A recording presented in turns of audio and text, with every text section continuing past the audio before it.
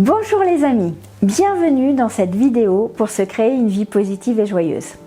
Voilà déjà 2 ans que je m'étais donné comme défi de créer une chaîne YouTube avec cette phrase d'accroche.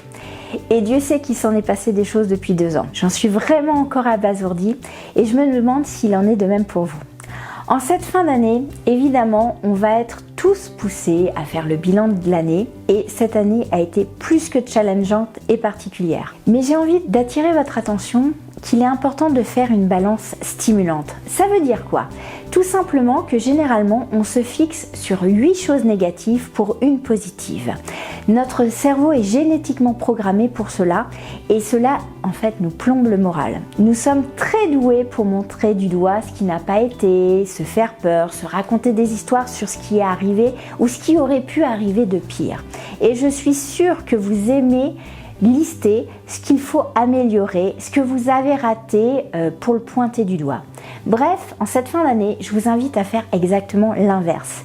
Ok, on va faire un bilan, mais un bilan positif. Qu'est-ce qui a été cette année dans votre vie? Qu'est-ce que vous voulez développer encore plus qui a été cette année et que vous allez le mettre en arrosage automatique, c'est-à-dire le mettre systématiquement dans votre agenda pour ne plus l'oublier ou le mettre de côté? Savez-vous que pour se sentir heureux, il faut être au moins 70% de son temps en énergie positive? Alors, l'énergie peut être haute ou basse, mais positive. Quels sont ces moments? Vous allez me demander.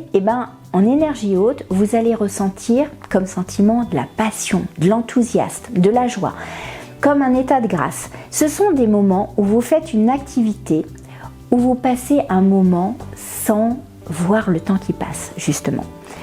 En énergie basse mais positive, ce sera des moments où vous allez ressentir de la paix, de la sérénité, de la détente. Ce sont tous les moments où vous prenez du temps pour vous, pour méditer, pour prendre soin de vous. Bref, avez-vous eu des moments comme ceux que je viens de vous décrire cette année? Oui, je l'espère et j'espère qu'ils ont été très nombreux. Maintenant, je vous invite à les noter. Et le temps entre les fêtes de Noël et la fin d'année est très particulier. C'est un temps généralement de réflexion, de méditation qui invite à se poser pour mieux repartir l'année prochaine.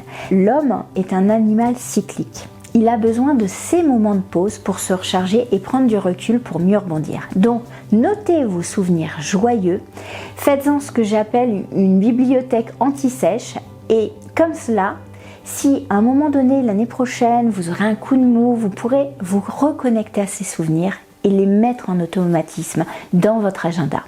Cela vous permettra de changer la structure de vos pensées, vous resterez moins longtemps dans une énergie négative. Voilà, c'était mon astuce pour bien finir l'année et pour vous prémunir l'an prochain de la morosité.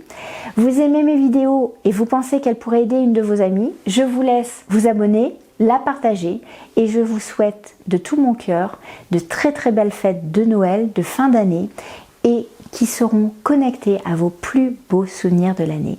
Je vous dis à très très vite. Ciao les amis!